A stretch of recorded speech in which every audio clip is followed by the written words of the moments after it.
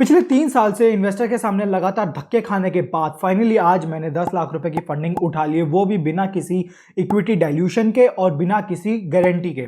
तो आज की इस वीडियो में मैं ऐसी 4 फाड़ू टिप्स के बारे में बात करने वाला हूं जिसने मेरे को बहुत ज्यादा हेल्प करी है फंडिंग को रेस करने में। और इन चारों टिप्स में से थर्ड वाली तो मेरी पर्सनल फेवरेट है, और मेरी क्या ना जाने कितने इन्वेस्टर्स की वो थर्ड पॉइंट सबसे ज्यादा फेवरेट होती है। एंड आपको भी अगर अपने चांसेस बढ़वाने हैं फंडिंग के लिए तो वीडियो को पूरा लास्ट तक जरूर देखना। मेरा नाम है Naman and I am CEO and co founder of Techyan. 2019 में मैंने एक स्टार्टअप की नींव रखी थी, टेक्यान ऑटोमोटिव प्राइवेट लिमिटेड, जहां पे हम इलेक्ट्रिक टू व्हीलर्स के ऊपर काम कर रहे हैं उनको मैन्युफैक्चरिंग करने के अंदर। एंड इनिशियल डेज में मुझको पैसों की बहुत ज्यादा किल्लत थी, जिस वजह से मैं ढंग से अपना काम कर ही नहीं पा रहा था। एंड क्योंकि प्रोटोटाइप मेरा रेडी था नहीं, एंड प्रोटोटाइप में बहुत ज्यादा पैसा लगता है, तो मैं इन्वेस्टर्स के सामने जा रहा था एंड लेकिन प्रोटोटाइप ना होने की वजह से कोई इन्वेस्टर मुझको भाव तक नहीं दे रहा था। फंडिंग तो बहुत दूर की बात है। अब जैसे तैसे पैसा इकट्ठा करने के लिए मैंने कई सारे पिचिंग कॉम्पिटिशन और ग्रांट कॉम्पिटिशन में मैंने पार्टिसिपेट तो किया एंड वहां पे मैं काफी पैसा जीता भी, लेकिन वो मेरे लिए इनफ मनी नहीं था। लेकिन एक दिन मेरे हाथ में एक स्कीम लग गई, निधि प्रयास। एंड इसी स्कीम की वजह से आज मेरे को इतनी आसानी से फंडिंग मिल गई है। तो आखिर निधि प्रयास है क्या, इसके बारे में थोड़ा सा डिटेल में बात कर लेते हैं। इंडिया के अंदर एक डिपार्टमेंट है DST, department of science and technology. And ये वही ऑर्गेनाइजेशन और डिपार्टमेंट है जो कि हर इंस्टीट्यूट को इंडिया के अंदर पैसा देता है, जैसे कि IIT, IISERS, IISc, टाइफर, ये सारे को सारा पैसा DST ही उनको प्रोवाइड करता है। एंड स्टार्टअप इंडिया स्कीम के बाद में इसके अंदर एक और विंग जुड़ गई थी, निधि। तो DST निधि का काम क्या है कि जितने भी एंटरप्रेन्योर्स और बिजनेसमैन है जो कि अभी इनिशियल अर्ली स्टेजेस के ऊपर है, एंड स्पेशली उन स्टार्टअप्स के ऊपर जो कि साइंस एंड टेक्नोलॉजी के ऊपर पूरा फोकस करते हैं एंड एक मैन्युफैक्चरिंग इंडस्ट्री की तरफ जाना चाहते हैं, तो उनके लिए स्पेशली ग्रांट निकाला गया है एंड उनके लिए स्पेशली ये विंग बनाई गई है। DST जितने भी TBI यानी कि technical business incubators and steps, scientific and technological entrepreneurial park, इनको ये पैसा ग्रांट करती है। एंड जो ये निधि प्रयास स्कीम है, ये स्पेशली सिर्फ POC एंड प्रोटोटाइपिंग डेवलपमेंट के लिए ही दिया जाता है, ना कि किसी और चीज के लिए। एंड अगर आप एक ई-कॉमर्स सॉफ्टवेयर या फिर एक सर्विस प्रोवाइडर हैं तो आपको ये फंडिंग नहीं मिलने वाली है। लेकिन अगर आप एक ऐसी इंडस्ट्री के अंदर काम कर रहे हैं, एक ऐसा स्टार्टअप जो कि फिजिकल प्रोडक्ट डेवलप करना चाहता है, उनके लिए सबसे बेस्ट है। तो आखिर आपको ये निधि प्रयास ग्रांट मिलेगा कैसे एंड आपको कहां पे अप्लाई करना है? आप निधि प्रयास की वेबसाइट पर जा सकते हैं एंड वहां पे एक मेन्यू लिखा होगा जहां पे लिखा होगा इंक्यूबेटर्स। उनको सेलेक्ट करेंगे तो आपके पास एक इंक्यूबेटर की लिस्ट आ जाएगी, जहां से आप आराम से उनमें अप्लाई करके अपनी फंडिंग उठा सकते हैं। एंड वहां पे लिखा होता है कि कहां पे एप्लीकेशन ऑन है, कहां पे नहीं है।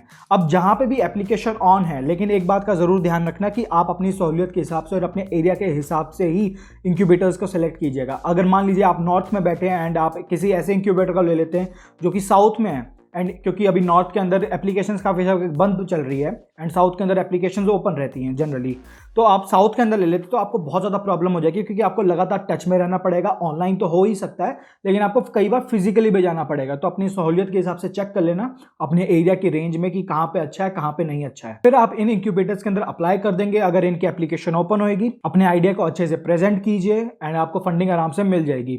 लेकिन मैंने अपनी पिछली वीडियो के अंदर भी, जहाँ पे मैंने बताया था कि कैसे आपको 50 लाख रुपए तक मिल सकते हैं इस स्टार्टअप इंडिया सीड फंड से, वहां पे मैंने आपको एक चीज बताई थी एंड वो चीज यहाँ पे भी लागू होती है कि आप ध्यान से पहले इन इंक्यूबेटर्स के अंदर अलग से इंक्यूबेट हो जाइए एंड लगभग 2 से 3 महीने इनके साथ में काम कीजिए। आपके 90% ज्यादा चांस बढ़ जाएंगे। एंड सबसे बढ़िया बात है इन इंक्यूबेटर्स की, क्योंकि ये स्पेशली DST निधि के साथ जुड़े हुए हैं, तो इन इंक्यूबेटर्स के अंदर आपको सारी प्रोटोटाइपिंग डेवलपमेंट की जितनी भी फैसिलिटी होनी चाहिए वो सब की सब मिल जाएगी। अगर आप मान लीजिए इलेक्ट्रिक व्हीकल कंपनी के अंदर है तो आपको बैटरी मैन्युफैक्चरिंग की मशीन्स मिल जाएंगी, आपको कई सारी दूसरी मशीन्स मिल जाएंगी, आपको 3D प्रिंटर वगैरह वगैरह जितने भी मैन्युफैक्चरिंग टूल्स होते हैं आपको सारे मिल जाएंगे। तो आप इनके पास जाके फिजिकली काम भी कर सकते हैं, यानी मैन्युफैक्चरिंग का पैसा भी नहीं आपको देना पड़ेगा एंड अलग से आपको 10 लाख रुपए ग्रांट भी मिल रहा है बिना किसी इक्विटी डाइल्यूशन के। अब आप लोग ज्यादा समझदार है तो आप एलिजिबिलिटी क्राइटेरिया बता के मैं आपका टाइम वेस्ट नहीं करूंगा। आप निधि प्रयास की वेबसाइट पर जाइए, आपको एलिजिबिलिटी क्राइटेरिया सारे मिल जाएंगे।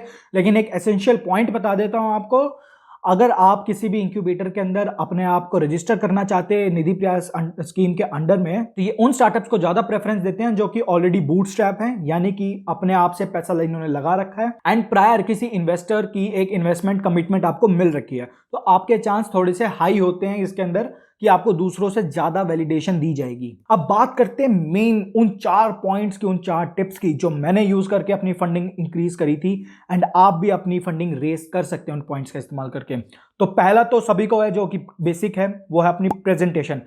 अपनी प्रेजेंटेशन एंड कम्युनिकेशन स्किल्स का बहुत ध्यान रखना। जब आप उनके सामने, पैनल के सामने बैठे होंगे, तो अपनी बात को इस तरीके से रखना कि अपने विजन को इस तरीके से बताना कि आप उनको ये यकीन दिला सको कि इस काम को करने के लिए मेरे से अच्छा बंदा है ही नहीं। अपनी थोड़ी बहुत बढ़ाई करना, अपनी सारी की सारी नॉलेज उसके सामने रख देना जाके, एंड उनके क्वेश्चन आंसर्स का अच्छे से जवाब देना, एंड अपनी प्रेजेंटेशन को एक स्टोरी टेलिंग के माध्यम से प्रेजेंट करोगे तो आपके लिए ज्यादा फायदेमंद रहेगा। दूसरा पॉइंट आ जाता है R&D एंड POC। देखिए R&D एंड POC बहुत ज्यादा इंपॉर्टेंट है। वैसे तो निधि प्रयास स्कीम के अंदर लिखा हुआ है कि आपको आइडिएशन स्टेज के ऊपर पैसा मिल जाएगा, लेकिन जितने भी इंक्यूबेटर्स हैं वो इस बात का ध्यान रखते हैं कि आपको आइडिया के ऊपर तो पैसा नहीं देंगे, क्योंकि आइडिया की इंडिया के अंदर क्या पूरी दुनिया में कहीं भी कोई वैल्यू नहीं होती है। मैटर करता है कि आपने काम कितना किया है। बेशक आपके पास में आइडिया होगा, लेकिन अगर आपने उसको पेपर और पेन पे ले गए हो, यानी कि आपने उसका एक अच्छा से R&D कर लिया है, पूरा प्रॉपर R&D कर लिया है, आपने थोड़ा बहुत POC भी क्रिएट कर दिया। POC का मतलब होता है प्रूफ ऑफ कंसेप्ट, यानी कि आप इन्वेस्टर्स के सामने या फिर उन पैनल के सामने जाके दिखा सकते हो कि हमने ये छोटा सा प्रोडक्ट बनाया है। अगर आप कोई प्रोडक्ट डिजाइन कर रहे हैं तो आप उसके डिजाइन उनको दिखा सकते हैं कि हम ये प्रोडक्ट बनाने वाले हैं, तो आपके लिए ज्यादा फायदेमंद होगा। जैसे कि मैंने क्या किया था, मेरे पास भी कोई प्रोटोटाइप नहीं था, क्योंकि ये फंडिंग है ही इसलिए कि मेरे को प्रोटोटाइप बनाने का मौका मिल सके। तो मैंने अपने आइडिया को एक POC के अंदर कन्वर्ट किया, डिजाइन्स में कन्वर्ट किया, R&D में कन्वर्ट किया। यानी कि जैसे कि जो मेरी मेन टेक्नोलॉजी मेरी कंपनी के अंदर होती है वो है integrated motor converter charger, and दूसरा है हेक्सागोनल बैटरी टोपोलॉजी। एंड इन्हीं 2 टेक्नोलॉजी की वजह से मुझको फंडिंग आराम से मिल गई है। एंड अगर आप अपनी किसी भी चीज का, आप जो भी प्रोडक्ट बना रहे हैं एंड उसका एक रिसर्च पेपर पब्लिश कर सकते हैं तो सोने पे सुहागा हो जाएगा। अब बात करते हैं थर्ड पॉइंट की, जो कि सबसे इंपॉर्टेंट पॉइंट है एंड मेरा ही नहीं, सारे के सारे इन्वेस्टर्स का सबसे फेवरेट पॉइंट है, वो है BOM, bill of materials. Bill of material बहुत ज्यादा इंपॉर्टेंट रोल प्ले करता है किसी भी मैन्युफैक्चरिंग इंडस्ट्री के अंदर।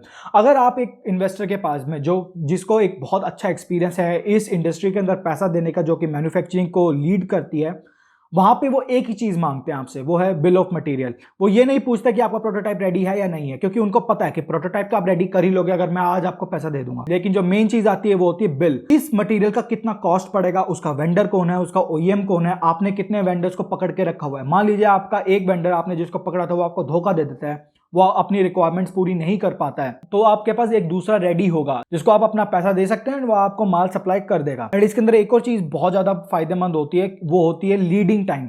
लीडिंग टाइम का मतलब होता है कि आप जैसे प्रोटोटाइप बना रहे हैं, जैसे मैं अपनी बात करता हूं, मैं इलेक्ट्रिक व्हीकल बना रहा हूं तो मेरे को मोटर मंगवानी है। अब मेरे को जो मोटर मंगवानी है उसको मेरे पास आने में 2 महीने लग जाएंगे, यानी 2 महीने के लिए मैं अपनी बाइक के ऊपर पूरा काम नहीं कर पाऊंगा। एंड ये इसलिए इंपॉर्टेंट हो जाता है क्योंकि निधि प्रयास के अंदर 12 से 18 महीने के पास आपके पास टाइम होता है उस प्रोडक्ट को कंप्लीट करने का। तो लीडिंग टाइम आपको अगर अच्छा करना है, सुधारना है, टाइम मैनेजमेंट अच्छा करना है, तो आपके पास BOM होना ही चाहिए। फिर फोर्थ पॉइंट आता है टैम। टैम का मतलब होता है टोटल एड्रेसेबल मार्केट। आपने शार्क टैंक में लगातार सुना होगा कि जो जजेस होते हैं, जो शार्क्स होते हैं, वो बार बार कंटेस्टेंट से पूछते रहते हैं कि आपका टैम क्या है, आपका टारगेट ऑडियंस कौन सी है, आप किस मार्केट के अंदर पेनिट्रेट करना चाहते हैं।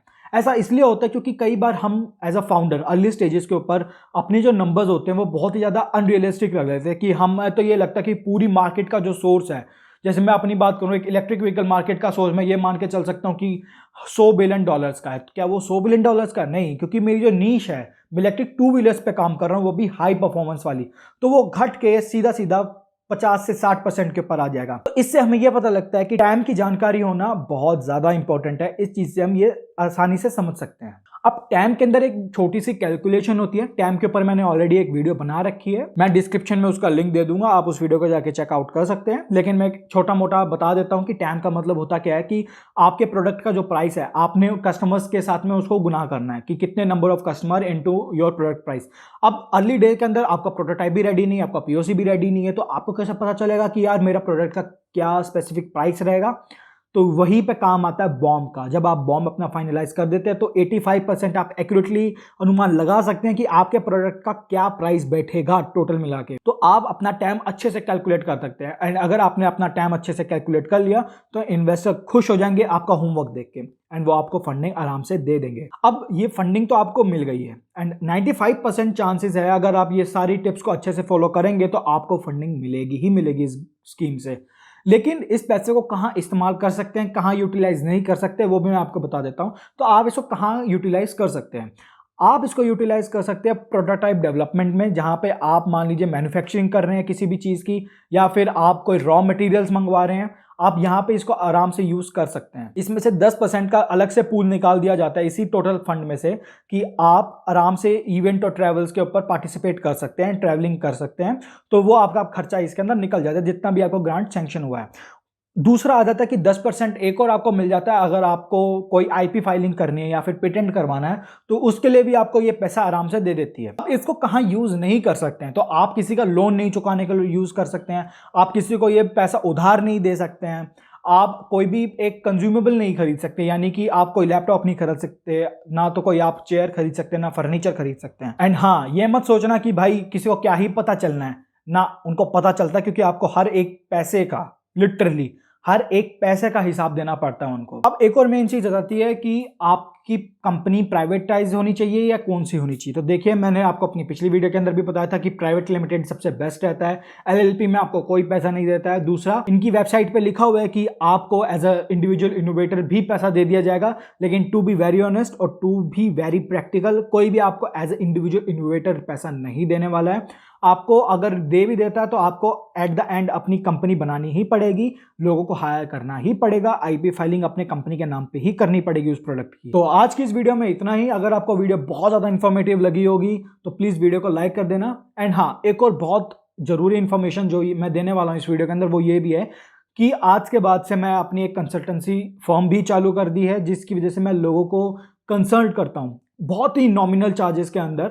अगर आपको अपने स्टार्टअप के रिगार्डिंग कोई बात करनी है, अपनी प्रेजेंटेशन पिच तैयार करवानी है, आपको इंक्यूबेटर्स के साथ जुड़ना है, या फिर आपको अपनी स्टार्टअप कम्युनिटी के अंदर बहुत ज्यादा स्ट्रॉन्ग नेटवर्क क्रिएट करवाना है, आपको अलग अलग स्टार्टअप ओनर्स से मिलना है, या फिर आपको इन्हीं स्टार्टअप स्कीम्स के अंदर हेल्प चाहिए ताकि मैं आपको पर्सनली गाइड करके आपकी फंडिंग इंक्रीज करवा सकता हूँ, फंडिंग के चांस जो रेस करने के वो उनको इंक्रीज करा सकता हूँ, तो मैंने डिस्क्रिप्शन में अपनी ईमेल आईडी डाल दी है। आप वहां पे जाके मेरे को पर्सनली डीएम कर दीजिए, मैं आपके इनबॉक्स को चालू कर दूंगा। बहुत नॉमिनल चार्जेस लगेंगे, आप मेरे साथ जुड़ सकते हैं, मैं आपको पूरी की पूरी हेल्प करूंगा। एंड अगर मैं आपकी हेल्प नहीं कर पाया तो पैसे वापस, लिटरली पैसे वापस। आज के लिए बस इतना ही। आपने अगर वीडियो को पसंद आई है तो प्लीज वीडियो को लाइक कर देना, दोस्तों के साथ शेयर कर देना। एंड अगर आप किसी स्टार्टअप कम्युनिटी के साथ जुड़े हुए हैं तो इस वीडियो को वहां पे शेयर कर सकते हो। तो मिलते हैं अगली वीडियो के अंदर, तब तक के लिए बाय।